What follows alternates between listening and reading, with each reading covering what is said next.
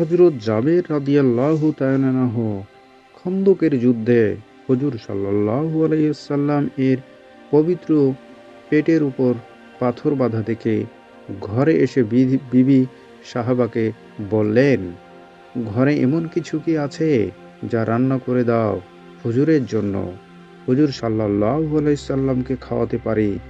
বিবি সাহেবা বললেন, সামান্য আটা আছে এবং ছাগলের একটা ছোট বাছুর আছে, সেটা জবাই করতে পারেন। হযরত জাবের বললেন, ঠিক আছে, আমি ছাগলটা জবাই করে দিয়ে যাচ্ছি, তুমি সেটা ভালোমতো রান্না করো, আমি গিয়ে হুজুরকে নিয়ে আসছি। বিবি সাহেবা বললেন, দেখুন, সেখানে অনেক লোক আছে, আপনি হুজুরকে চুপে চুপে বলবেন যেন সাথে 10-এর অধিক লোক নিয়ে না আসেন। সে মতে হযরত জাবের হুজুর খেদমতে গিয়ে কানে কানে বললেন, হুজুর, আমি সামান্য খাবারের আয়োজন করেছি, আমার সাথে চলুন এবং অনধিক 10 জন আপনার সাথে নিতে পারেন। কিন্তু হুজুর সাল্লাল্লাহু আলাইহি ওয়াসাল্লাম পুরো বাহিনীকে সম্বোধন করে বললেন, চলো সবাই, আমার সাথে চলো, জাবের খাবারের আয়োজন করেছে। অতঃপর হুজুর সাল্লাল্লাহু আলাইহি ওয়াসাল্লাম জাবেরের ঘরে এসে সেই সামান্য আটায় থুথু ফেললেন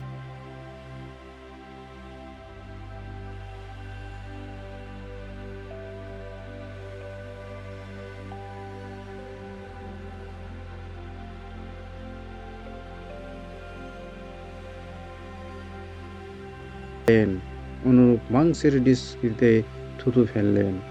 এরপর নির্দেশ দিলেন, রুটি তৈরি করো এবং মাংস পাকাও। সামান্য আটা ও মাংস থুথু মোবারকে বদৌলতে এত বরকত হলো যে 1000 ব্যক্তি তৃপ্তি সহকারে খাবার গ্রহণ করল, কিন্তু রুটি ও মাংসের কোনোটাই কমতি হলো না। সম্মানিত দ্বীনী ভাই ও বোনেরা, এটা হুজুরের থুথু মোবারকের বরকত ছিল যে সামান্য খাবার 1000